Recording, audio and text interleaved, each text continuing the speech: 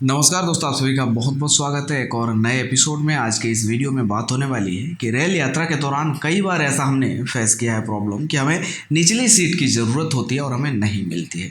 जैसे कि कुछ यात्रियों की उम्र ज़्यादा होने की वजह से हो सकता है, फिजिकल इशूज़ होने की वजह से हो सकता है, या फिर साथ में छोटे बच्चे यात्रा करने की वजह से हो सकता है, या फिर कारण कुछ और भी हो सकते हैं और हमें लोअर बर्थ नहीं मिलता है। तो इसी परेशानी के बारे में आज के इस एपिसोड में आपको बताने वाला हूँ। भारतीय रेल के जरिए से दिए गए कुछ ऑप्शन जिनका इस्तेमाल करके आप लोअर बर्थ अपने लिए बुक कर सकते हो, चाहे आपका उम्र कुछ भी हो, चाहे आपकी परिस्थिति कुछ भी हो, चाहे गाड़ी कोई भी हो। और इन सभी चीज़ों को बताने के लिए मैंने 3 भागों में बांटा है। यानी कि पहला जो है कि जो उम्र दराज इंसान है, जो सीनियर सिटीजन है, उनको तो बड़ी आसानी से मिल जाती है, उस बारे में फिर भी आपको मैं थोड़ा बहुत बताऊंगा। दूसरा है कि किसी भी व्यक्ति के लिए, चाहे आप, मैं या फिर उम्र कम हो, कोई भी अपने लिए लोअर बर्थ कैसे बुक कर सकता है, वो भी काउंटर पर जाकर, वो है। और तीसरा जो है कि ऑनलाइन आप अपने लिए कैसे लोअर बर्थ बुक कर सकते हो, आज के इस एपिसोड में मैं आपको बताने वाला हूँ। तो वीडियो में देर ना करते हुए शुरू करते हैं इन्हीं सब चीज़ों के बारे में। आपको बताना चाहूँगा कि जो सीनियर सिटीजन व्यक्ति है वो बहुत ही आसानी से अपने लिए सीनियर सिटीजन कोटा के तहत लोअर बर्थ बुक कर सकते हैं। जैसे कि सीनियर सिटीजन के लिए उम्र एक लिमिट रखी गई है एज की, जो है पुरुषों के लिए 60 वर्ष या उससे ज़्यादा, महिलाओं के लिए 45 यानी कि 45 या उससे ज़्यादा की महिलाएं अपने लिए सीनियर सिटीजन कोटा के तहत जाकर टिकट बुक कर सकते हैं। ऑफलाइन ऑनलाइन दोनों ही ऑप्शन उनके लिए अवेलेबल है। यहाँ जो है फ़ायदे कई सारे हैं सीनियर सिटीजन में। एक तो कन्फर्म सीट मिल सकता है, चांसेस ज़्यादा होते हैं। दूसरा है कि लोअर बर्थ ही 95% चांसेस होते हैं। सीनियर सिटीजन कोटा से अगर कोई टिकट बुक किया है तो उसको लोअर बर्थ मिलेगा। अब ऐसे में आप सोचोगे कि भैया मैं अपने लिए जो है सीनियर सिटीजन कोटा में जाकर बुक कर दूंगा, यानी कि सीनियर सिटीजन आप सर्च करो, आप जाओ, जब फॉर्म फिलअप करोगे ना, आप जब अपना एज डालोगे तो सीनियर सिटीजन से अपने आप ये बदल के जनरल कोटा में चला जाएगा।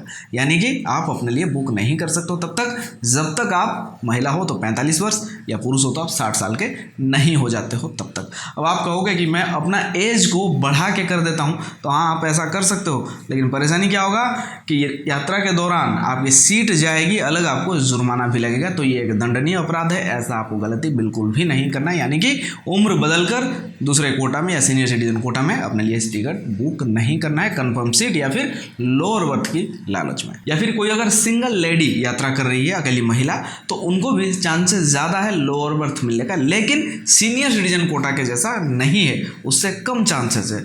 45-50% चांसेस है कि लोअर बर्थ मिल जाएगा, वरना बाकी जो भी अवेलेबल रहेगा मिलेगा। हालांकि कई बार ये भी देखा गया है कि सीनियर सिटीजन कोटा होने के बावजूद लोअर बर्थ नहीं मिलते हैं, क्योंकि गाड़ी में सीटें लोअर बर्थ की नहीं होती है। तो ऐसे में आपके पास सिर्फ और सिर्फ एक ही ऑप्शन बचता है कि जो आपके सह यात्री या को पैसेंजर है, आप उनसे बात करके किसी के साथ जो है सीट अपना बदल सकते हैं। दूसरा है काउंटर में जाकर कोई भी व्यक्ति किसी भी उम्र का अपने लिए लोअर बर्थ कैसे बुक करेगा। तो आपको काउंटर पर जाना है, फॉर्म फिलअप करनी है, सबमिट करनी है, वहाँ बोलना है साफ साफ कि सर मुझे लोअर बर्थ ही चाहिए। लोअर बर्थ अगर नहीं है, मतलब आपने ये फैसला कर लिया है कि लोअर बर्थ पर ही आपको यात्रा करना है, अगर नहीं है तो आप यात्रा नहीं करोगे। तो आप उनसे ये कह दो कि लोअर बर्थ अगर नहीं है तो मेरा टिकट को बुक नहीं करेंगे।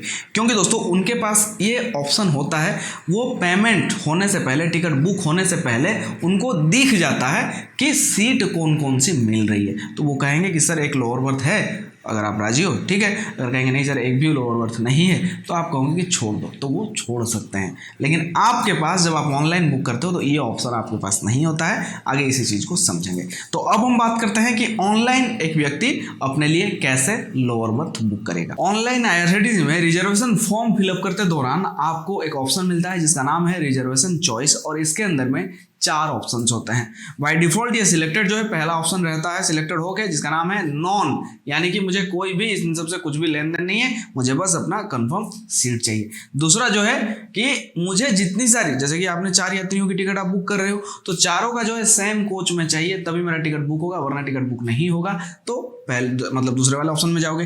तीसरे ऑप्शन में दिया गया है कि एटलीस्ट एक लोअर बर्थ मुझे यहाँ पे हर हाल में चाहिए, वरना मेरा टिकट बुक नहीं होगा, तो तीसरे वाले में जा सकते हो। चौथे में एटलीस्ट 2 लोअर बर्थ, आखिरी जो है 2 लोअर बर्थ तक का ही यहाँ पे ऑप्शन डिमांड जो है दिया गया कि 2 लोअर बर्थ कम से कम मुझे चाहिए, वरना मेरा टिकट बुक नहीं होगा। दोस्तों यहाँ एक परेशानी भी है, अगर इनमें से कोई भी ऑप्शन आप सिलेक्ट कर लेते हो, मतलब नॉन वाला छोड़ के बाकी जो 3 है कर लेने के बाद जब आपके पैसे कट जाते हैं तब रेलवे आपको ये बताएगी कि आप पैसे कट गए आपके खाते से, अभी आपको पता भी नहीं है कि आपका टिकट बुक हुआ या नहीं हुआ।